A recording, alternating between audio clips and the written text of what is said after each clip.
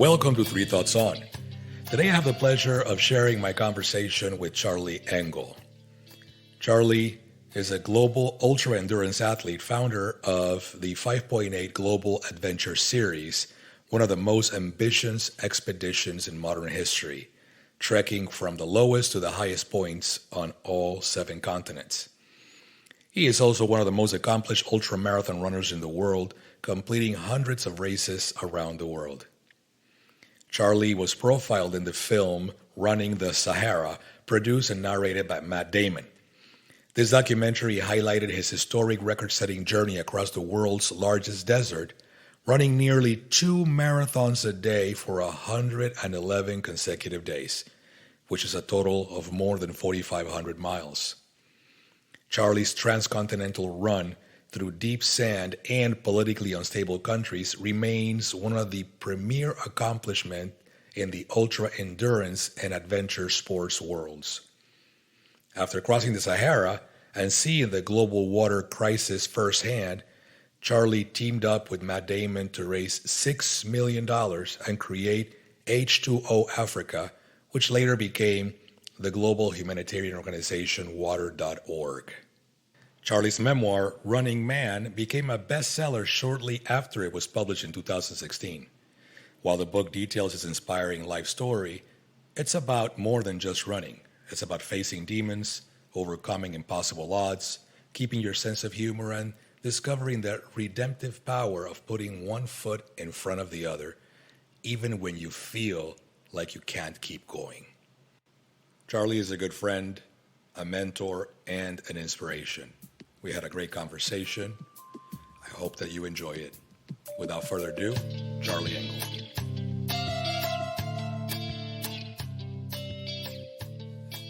Welcome to Three Thoughts On. I am delighted to have Charlie Engle at the podcast today. Charlie, how are you doing today? Man, life is good today because I'm sitting here with you. Thank you for saying that, Charlie. Charlie and I have known each other for a number of years now, and I am so happy that we've become good friends. And I'm happy that you're making the time. I know you're a busy guy. You're working on a lot of projects right now. But I want to get started by giving people who don't know who you are a little bit of a story about who you are and what do you do today. Yeah, well, I'm going to start with this right here, Raphael, because this tells a little bit about who I am. I just, a couple of weekends ago, surpassed my 31-year anniversary of being clean and sober. And every year I do a special run where I run for the same number of hours to equal my years sober. So I ran for 31 hours this year. And I invited many of my closest friends, you included, to come share that experience with me. And so I wore this shirt today to honor the fact that you gave up a weekend and came and spent that weekend with me, walking and running around in a circle and sharing love and fellowship and community with a bunch of other people. And I would like to say that is like the definition of who I am: community, fellowship. Going back in my life, you know, I struggled with addiction from a pretty early age in college. Spent 10 years kind of trying to dig myself out of that hole, you know, all the time, you know, leading companies in sales and living an outwardly successful life, but really struggling with drinking and with cocaine specifically. And the birth of my first son at 29 was sort of the catalyst for me to make a change. Now, in the longer version in my book, you know, I talk about how I thought just him being alive was actually going to stop me from drinking and drugging. And that's not how it works. You know, I needed to go into the abyss and hit bottom. And I did do that many, many times. But that final time, 31 years ago, really started my running career. And I went to an AA meeting on that particular night. And I got up the next day and put on my running shoes. And I'd say for the last 31 years, I haven't really stopped running since. And that includes a couple hundred marathons, lots and lots of ultra marathons, runs across countries and entire continents. In fact, I became the first person to ever run all the way across Africa. the Sahara Desert, specifically about 4,500 miles. And in that run, I ran, 2 marathons every day for 111 consecutive days. And Matt Damon made a documentary film. Together, we created water.org, which is the world's largest clean water nonprofit. So in a sober life, I managed to really accomplish some cool things, not things that made me a lot of money, or I wasn't after anything, but the knowledge that I was capable of doing something big. And I think the main thing is that I've used whatever notoriety I've gotten out of that to as a springboard to spend a lot of time talking about addiction and recovery. I have worked with Deepak Chopra, as you know, because you're friends with him also, and his Chopra Foundation to try to help solve some of the issues around addiction and recovery.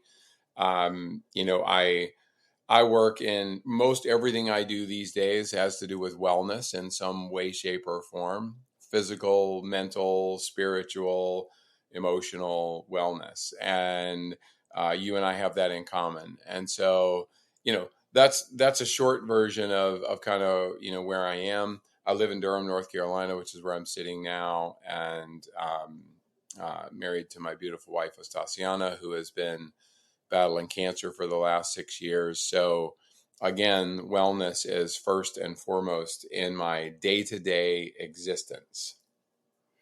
Well, thank you for that background, Charlie.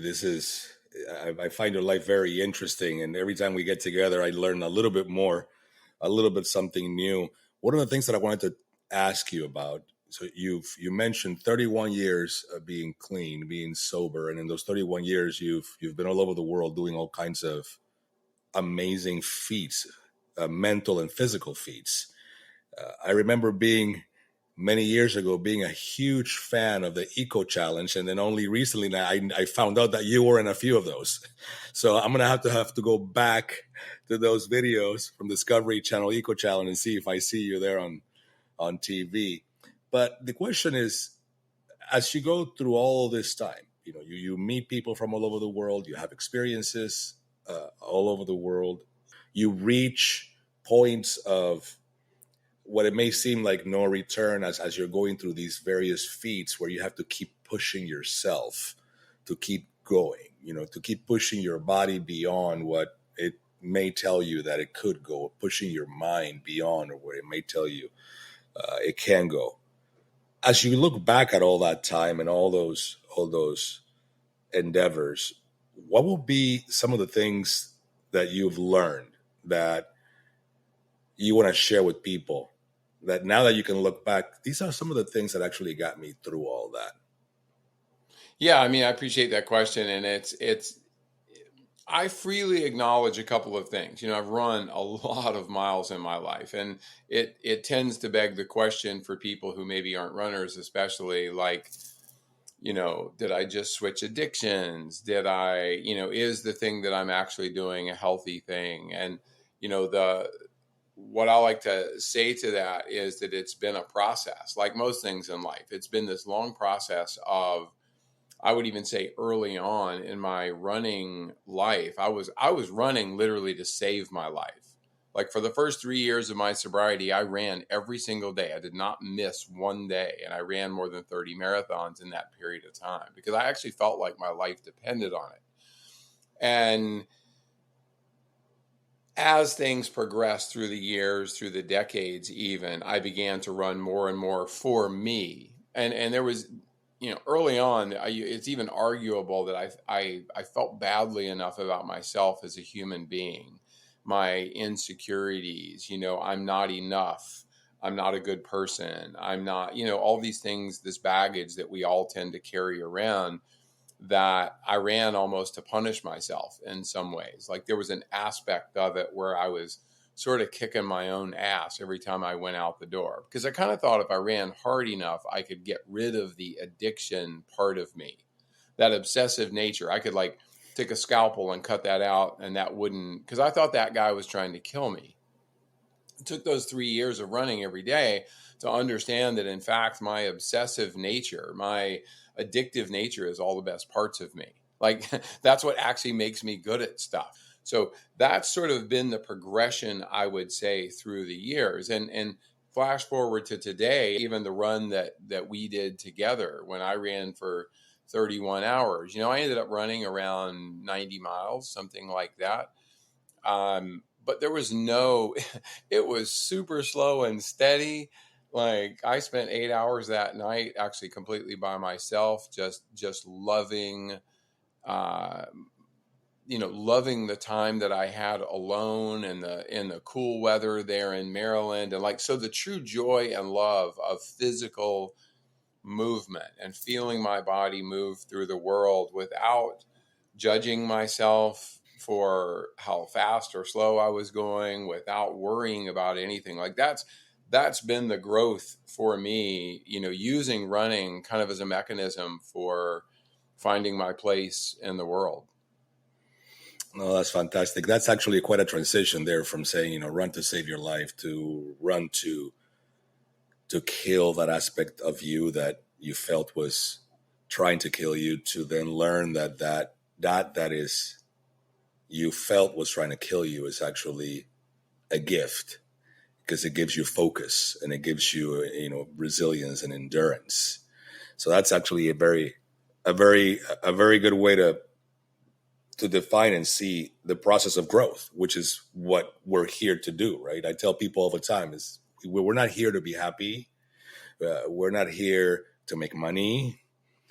We're here to grow. That is the one constant in the universe, is growth. Everything grows until it doesn't. And that's when you stop growing, that is when the death process begins, because death in itself is also a process, right? We begin from a scientific point of view. That's how we know we're turning as we begin to die slowly, right? So right now you're growing, I'm growing, we're all growing, and that's at least in my book the way to go. Or we're not growing. I mean, some people, aren't,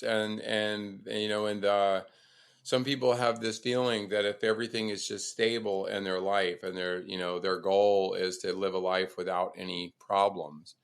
And what I've really learned, and especially through running too, is that that's an unrealistic goal. There will never be a day in my lifetime where there's not a quote unquote problem.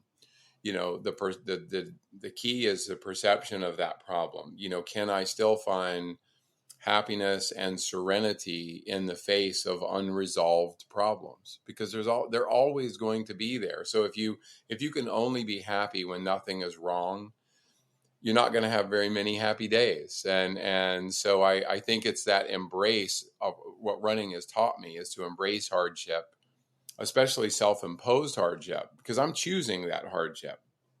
Other hardships, like my wife's illness or other things going on, I don't have a choice in. I don't get to choose those. But the more often I put myself in a challenging situation and I find my way through that enables me to be able to do it sort of organically in the situations where I don't have control.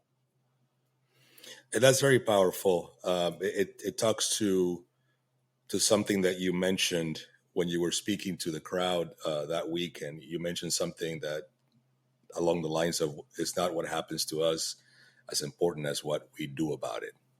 So tell me a little bit more about that, and how you came to embrace that as part of your life. Yeah, I mean, look, it's to me, everything, and I mean everything, is adaptation.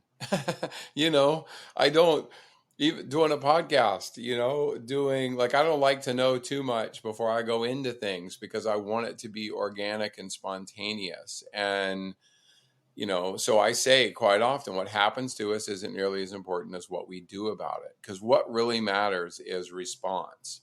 If you set up your life where you're trying to manipulate every situation to come out the way you want it to, that's a ridiculous waste of time, first of all, and it's too much effort on the front end. And I'm not saying not to prepare for something. If you have a meeting, if you're running a marathon, whatever, sure, preparation is important. But if you go into, and I mean any experience, from a first date to a business meeting to running a marathon, if you go into it with the expectation of only one outcome, or any outcome, frankly, because outcomes screw us up because we end up spending too much time focused on the outcome when the important part is what we are doing and saying right now in this moment.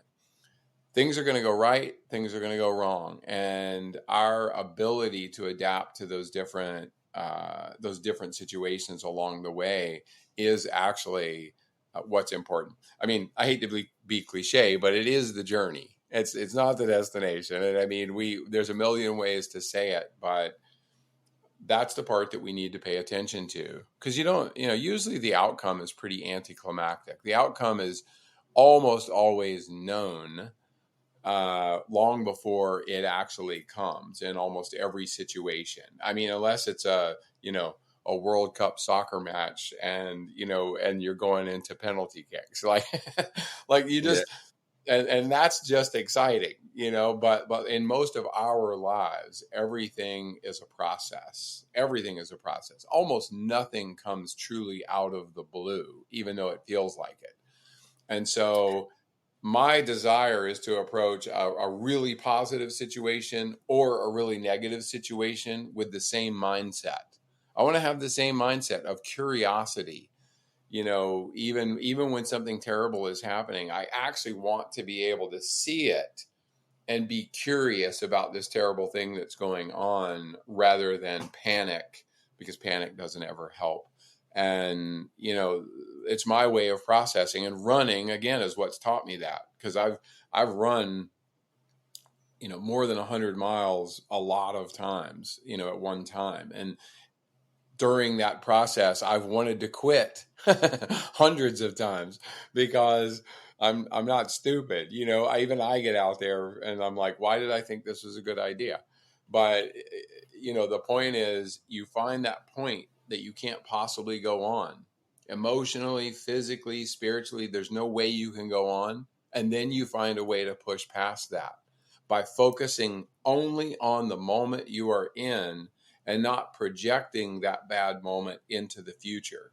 Because that's what we normally do, is we take that moment, an argument with a loved one, you got a twinge in your knee during a marathon, and our brain goes, oh man, it's always going to be like this from this point forward. But that's not true. It's just not the way it is. So in my view, the best thing we can all do, and that I've learned to do, is to teach ourselves to focus on the moment, not project it into the future as it's always going to be, terrible, and just one step at a time, focus on where you are right now. You mentioned a lot of things in there that I find interesting, and you just reminded me of a quick story. You mentioned adaptation, right? And a few years ago, I had the blessed opportunity to take my kids to be with my kids in London. We had a quick vacation where we spent part of the time in London and then part of the time in mainland Europe. And one of the places that they wanted to go to was Oxford. So we went to Oxford and we walked around and we bumped into an area there where Charles Darwin had worked, and where the area where he had given his speech, the original speech of the origin of the species, is now a museum with all kinds of really cool artifacts. And then they have pillars and signs of, this is where Charles, talked about blah, blah, blah, this and that. And these are all the great minds. And while my kids were walking around looking at the museum, I bumped into one of the professors and I started asking him about Darwin. And he said, an interesting thing about the origin of the species is that Darwin didn't really focus on survival of the fittest. That's something that came much after by a lot of the folks that evaluated his work.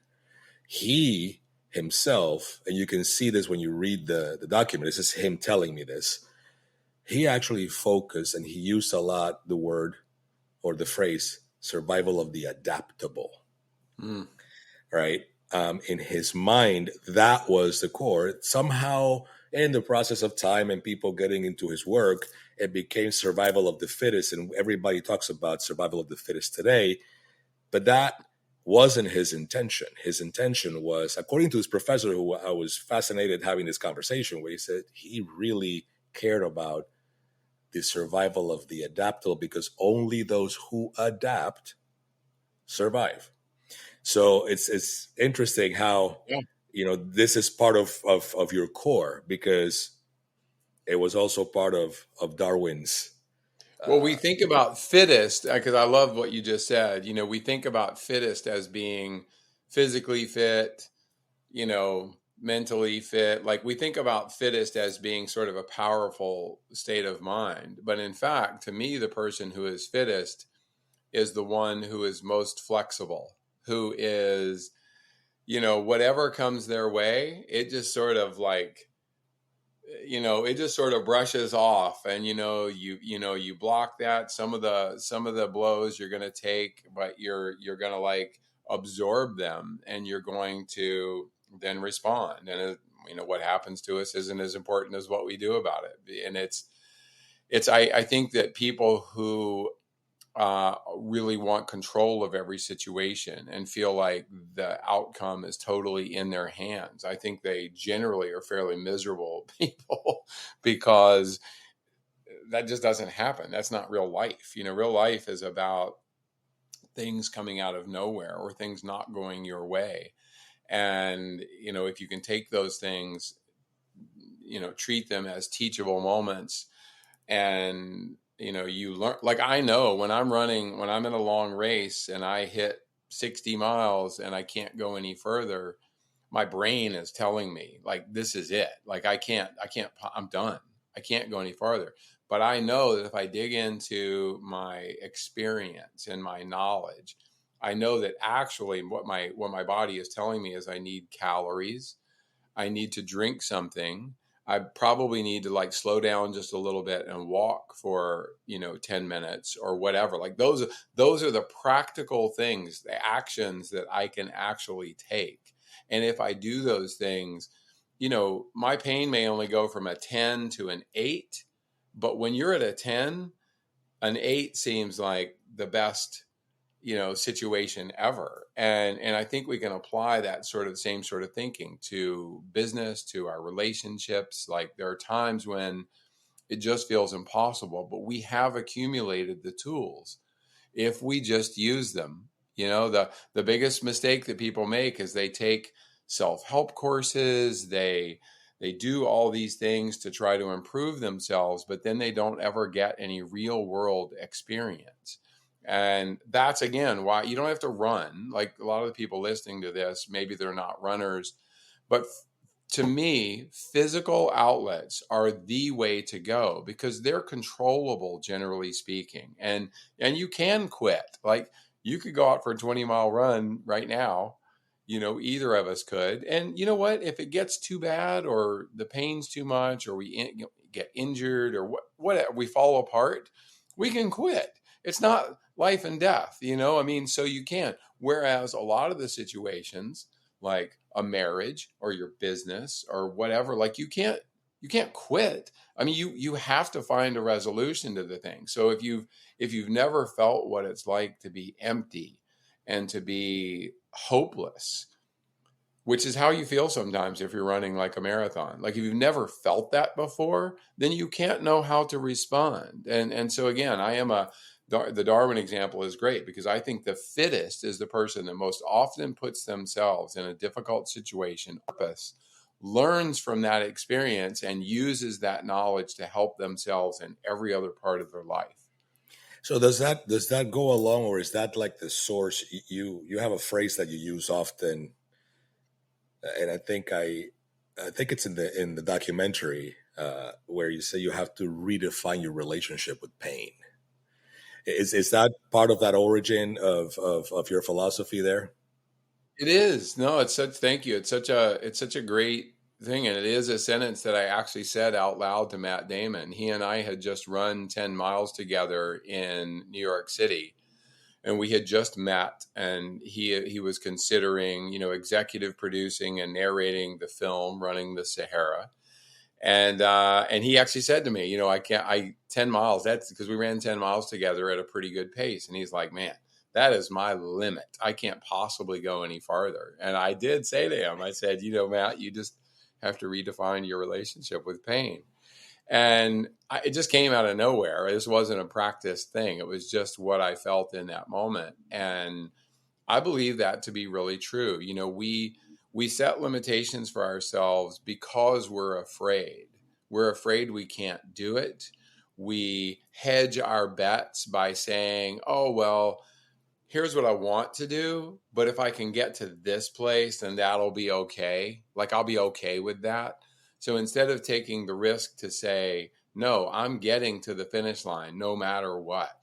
And, instead of taking that, then we give ourselves outs along the way. But I'll give you another great example. And this is true.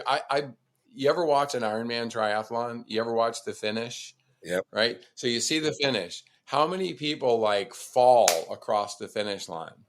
They literally fall across the finish line. Like, they are done. They are empty 100%. Guess what? If you moved that finish line a half a mile down the street, they would get to the finish line and then they would collapse. If you moved it 5 miles farther down the road, they would get to that finish line and then collapse. So that tells you it's a mental approach to this. We give our all to get to a certain destination, but that destination doesn't have to be predetermined, and again, if we can find ways to appreciate and really absorb the journey in a way that is both kind to ourselves and not hard, like, oh, well, I didn't reach my goal, so I suck. Like, that's a common thing that I hear from people that I coach even. And I really make them take a step back and understand that there's no, we're not Usain Bolt or Kipchoge trying to break 2 hours in the marathon. Like, we're just trying to make our lives better. And to give yourself a hard time about taking a chance and then maybe not hitting the goal that you set for yourself, to actually beat yourself up over that is so counterproductive to anything. Because you and I also talked, like, it doesn't matter. Nobody cares. We think the world is watching us and what we do. So we're embarrassed if we don't achieve something, whether it's in business or athletics or whatever it is. And I don't mean they don't care about us.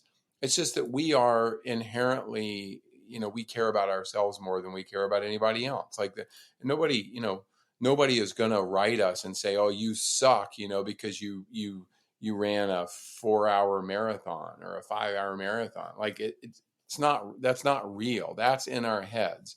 So we need to take risks, put ourselves out there, do hard things. Don't overplan.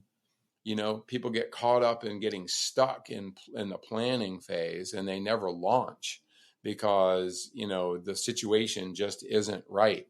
It's like having kids. I think we talked about this. How when you're young and you think you're going to have kids and you're like, okay, but first I'm going to get this much money in the bank and I'm going to pay off my car and this and that, and all this stuff's going to happen before I have kids because I want to be really prepared. None of that shit ever works, right? I mean, it doesn't work. You just you figure it out. Like, it's the ultimate hack in just having to figure out from a day-to-day basis how to actually do this. This is great. I'm going to share something with you along the lines of what you just said, and then kind of get your thoughts around that. You said, no one cares what you do. And when I got back from the weekend there at Maryland, and of course, for me, it was a beautiful time being in that environment. It was the first time I'd ever been at an addiction center, the Ashley, Addiction Recovery Center. It was a beautiful property, beautiful all around. And you introduced me to all your friends, right? I knew you, I knew Greg, and I knew Hillary. Outside of that, I didn't know anybody else. And when I got back, you dropped me off at the airport. I flew back, and some of my friends met me here. We had dinner, and they asked me, so how was it? And one of the things that I said is like, no one asked me the entire weekend, what do you do? Which is a typical where I am, I am in a corporate environment, here in Lake Nona Medical City, everybody is trying to build something and do something. And that's all good. We need that, right? But it was foreign to me to be with however many people were there, 200, however many people ended up showing up. And then sharing meals, running and walking with people for 2 days and having all kinds of conversations. I ended up playing music for all of them at one point. And no one asked me, what do I do? No one was really interested in what I did for a living. They were just happy for me to be there, sharing with them. And we were just living the moment and talking about stuff and cheering you on and supporting you and the cause. Why do you think that is? What makes that atmosphere? I don't want to say that they don't care, because obviously people care, but that's not at the forefront of the first 5 minutes of meeting someone. It's like, hey, by the way, my name is so and so. Okay, great. Share pleasantries. Now, Yeah. what do you do?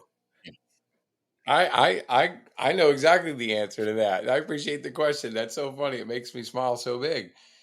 And it's because you're right. We go through, most of us in our business life, especially, hell, even in our personal life. If you aren't in a relationship, but you're looking for one, and you go to a bar or a party or wherever else you might meet somebody, and you start a conversation, pretty much in the first 5 minutes, that other person is going to ask what you do, or you're going to ask them, because you're auditioning, right? You're auditioning. That's what it is. Like, you want to find out, especially with business, like, does this person have something that is valuable to me, or is there some way that we could, connect? And the beautiful thing about, the Penguin, and I think about the addiction community in general, and recovery community, I should really say, is that everybody like, you come into it, understand that everybody's seen a certain amount of shit. And I know you, and while addiction isn't, an issue for you personally, you've had it in your life with other people. You understand the core of kind of where this comes from. And so we are all together in fellowship to just, like, outwardly love each other, share this experience, have some fun, not have those pressures of, what am I getting out of this? And I mean, what tangible thing am I getting out of it? Mostly what you get out of this kind of experience is sort of esoteric. It's hard to put your finger on exactly, what did I come away, from this experience with. And I think that's the true beauty of it, is there's not expectations. You don't have to feel like you're on stage. You were literally on stage for a while, because you were kind enough to pick up the guitar and sing. I particularly loved, day 2, when the patients who were at Ashley currently actually were allowed to come out to the event and sit under the tent and listen to a couple of speakers and to you for 15 or 20 minutes, sing songs. And, like, it was just, man, it just was great. It brought tears to my eyes. And that's the power of, I think, doing things where there's not an expectation of getting something out of it. I also want to say one final thing. No, I'm not correcting you when I say this, but I think you'll agree with this. It was my sober birthday, 31 years. And so I ran for 31 hours. But as I tell everybody, you're there to honor something in yourself. You're not there really to honor my sobriety. You're there to honor either an important milestone in your own life, whether there's an attachment of a number, of that, or, with some people, it's maybe the loss of a loved one, which I know, you've experienced just recently. And, to do something that is just honoring yourself and being alive and appreciative. Physical movement makes you raw, especially if you do it for a while. You every hour I was out there, I scraped away another layer of my normal daily life, and it allowed me to dig into a part of myself that I can't normally access. And I think that's what it's about. And, I make jokes all the time about how, your middle school PE teacher ruined running for you because, that man or woman used running as a punishment. And all of a sudden in your mind, you for the rest of your life, you think running sucks. And like this hurts and whatever. And as we get older, it gets harder to restart the engine of movement. And but if you think of it as this layer, and you're taking off layers of your emotional self and sometimes even your physical self, depending on your physical condition, you're trimming all that down, and you're trying to get to the good stuff, and it's very accessible through physical movement. You said something that I thought was very powerful. There was a moment during the weekend, and I wanted to share this with the audience because I think it's important, and it has to do with relatability. There was a moment after I played the music, I got the crowd going, and then we started introducing the speakers, right, that were speaking before you, and then you spoke, and then the event continued. And there was a moment in time when I was in the back listening to Kelly and listened to a few of the others and Hillary, of course, and a few of the others that spoke. And for a moment, and you and I talked about this when we were on the car on the way back, I felt like I was out of place because almost everyone there was a recovering alcoholic or an addict, and they had a story. Everyone there had their dark night of the soul type of story where they had gone down into a hole, and then either on their own or with the help of loved ones, they dug themselves out, right? And I felt for a moment like I don't have a story like that, right? And you said something to me. I wanted you to, if you remember, if you could share what you answered to me when I was sharing this with you. It's so funny. I don't remember exactly what I said, but what I really did say, I'm sure, was some version of, of course you have a powerful story. You have a story of resilience, of pain, of while it may not be addiction, like as we define it with drugs and alcohol, your story is inspiring to other people. And the thing that we forget very often is we judge our own stories, all of us really, as being sort of boring. And that to another human being, that if you are willing to be vulnerable, because look, man, I've known you for a while, and I know some of the hardships and whatever. But when I first met you, um, I was like, man, this guy really has everything together. Like he knows, he's smart, he's funny, he plays music, he's got this and that and whatever. And I didn't like, I thought that was really great, but I also knew that the more I got to know you, the more I would learn of your struggles, because it just, no, there isn't a human being alive who's willing to like open up a little bit, who doesn't have those amazing struggles.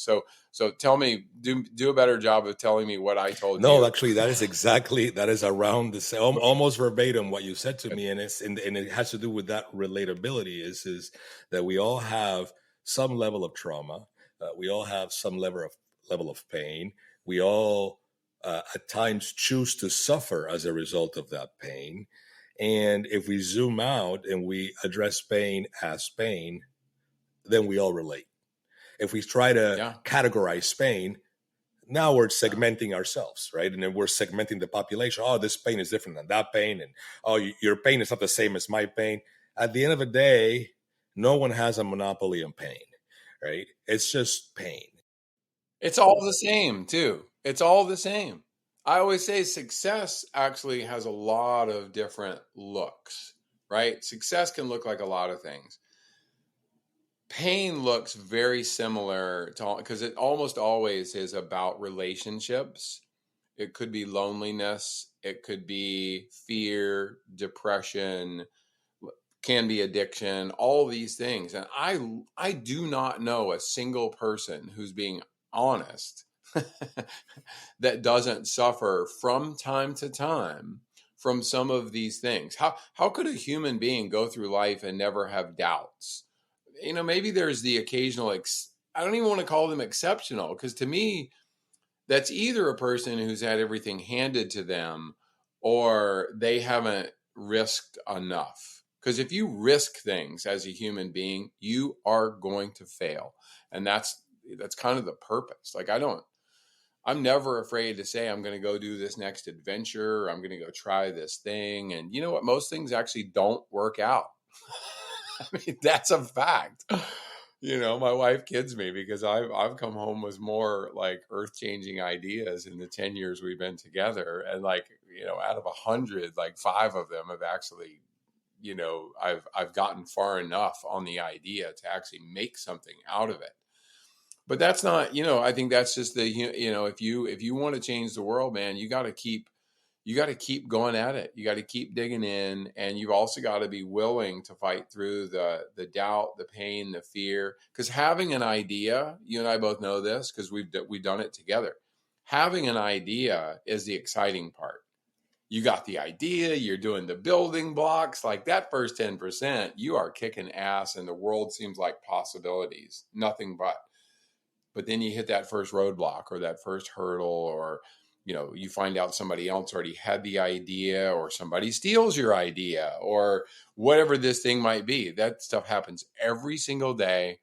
And we have to find ways to be okay with that and find a way to move forward in our lives. And I mean, I think that's the beauty of vulnerability. And I mean, vulnerability is the word that I use more than any other word, all the time. Because I look at it as, people see me as having accomplished some really hard things, and I have.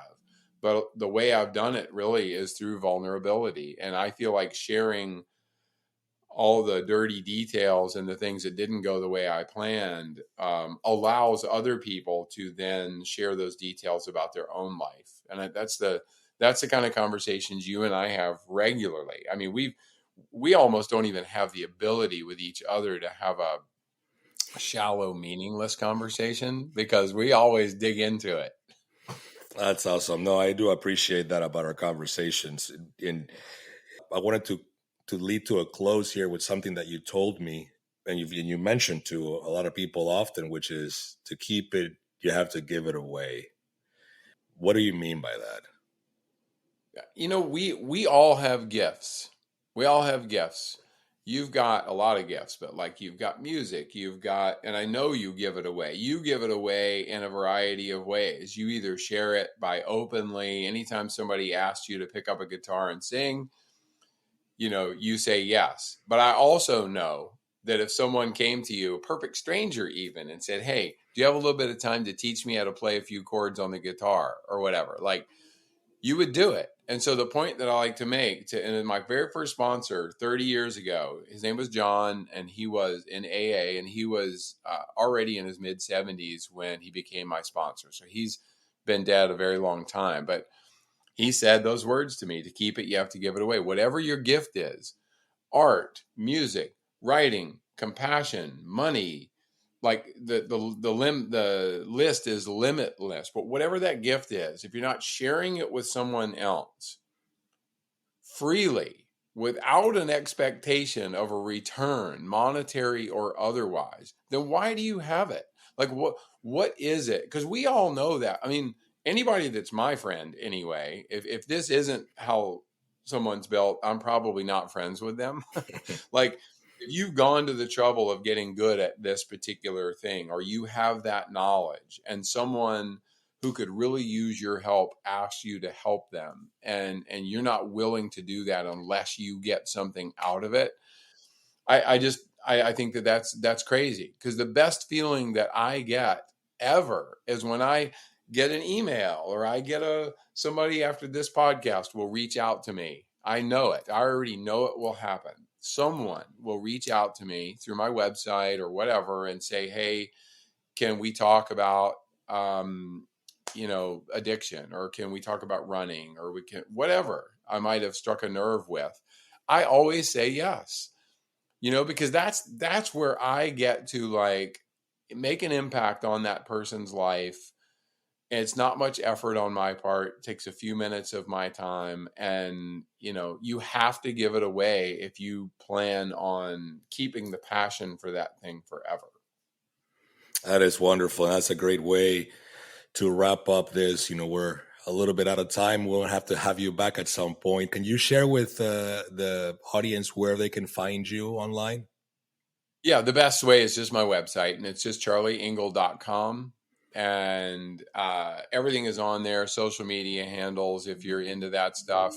I'm not a great social media person unless I'm out doing something like the Penguin. I think I posted, 50 times. But if I'm just at home doing nothing, you're not going to see a lot about that. But you can also buy my book if you choose to. If you want a signed copy of the book, you can see some of my talks that I've given around the world to Fortune 500 companies or to, the United Nations or the World Water Conference or wherever it may be, and articles. So it's kind of a clearinghouse, and I'll leave people with a tease. As in my sobriety, well into sobriety, 19 years sober, I found myself in federal prison for a year and a half. And, there's a lot to that story, and I talk about it, write about it. It's always part of what I normally include. So there's a lot of information there, which I think most people will find interesting. So just the website. It is interesting indeed. I highly recommend it. And the book was awesome for me, especially actually that I have the book, but I actually listened to it because you narrate it yourself. And I thought that's always a nice touch when the author actually narrates the book. And it was very firsthand, very highly recommended. Charlie, thank you for your time. And I guess I will be seeing you in Costa Rica at some point in the next couple of months. You darn right you will. Keep training, brother. So thank you. I got you. All right. Take care. Thanks for having me.